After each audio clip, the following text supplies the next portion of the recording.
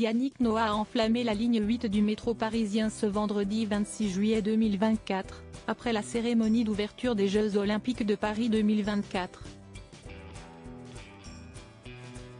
En effet, le dernier vainqueur français de Roland-Garros a improvisé un petit concert au milieu des voyageurs de la rame qui l'empruntaient. Le spectacle ne s'est pas arrêté sur les quais de la Seine lors de la cérémonie d'ouverture des Jeux Olympiques de Paris. Comment ne pas être surexcité après avoir assisté à un spectacle de 3h30, lancé par Lady Gaga et son interprétation de Mon truc en plume de Zizi Jeanmaire dans un français, certes approximatif, mais très séduisant. La chanteuse américaine a été suivie de près par Aya Nakamura et la Garde républicaine, ou encore du duo composé de Juliette Armanet et du pianiste Sofiane Pamart, dont l'instrument prenait feu sur une embarcation.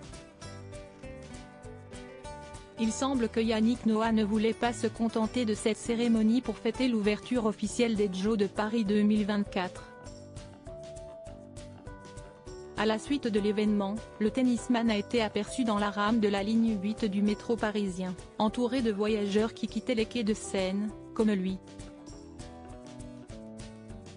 Cependant, surexcité, l'interprète d'Aux Arbres Citoyens a tenu à prolonger la soirée un peu plus longtemps. Le tennisman est un passionné sur des vidéos partagées sur les réseaux sociaux par les utilisateurs de la ligne de métro. Yannick Noah est aperçu en train de pousser la chansonnette, interprétant un titre connu à l'international. Face à la foule compacte et nombreuse, il ne s'est pas laissé démonter et a interprété le titre de l'artiste franco-espagnol né à Paris, Manu Chao, intitulé Clandestino. Sur l'extrait vidéo, les passagers de la rame de métro apparaissent en train de sortir leur téléphone pour filmer et immortaliser ce moment complètement barré, qui sortait de l'ordinaire, malgré l'événement auquel ils venaient d'assister.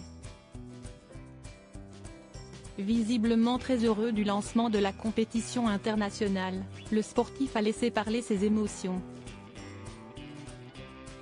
Lundi 15 juillet dernier, le père de Joachim, Yelena, Joa Lucas, jeune et Elijah allumait le chaudron olympique sur le parvis de l'hôtel de ville de la capitale, après avoir saisi la torche des mains du basketteur français Nicolas Batum. Un relais gardé longtemps secret par le comité d'organisation des Jeux Olympiques de Paris. Yannick Noah a toujours été passionné de sport. Du haut de ses 64 ans, il a laissé son âme prendre le dessus après l'adrénaline reçue le soir du lancement officiel de la compétition sportive.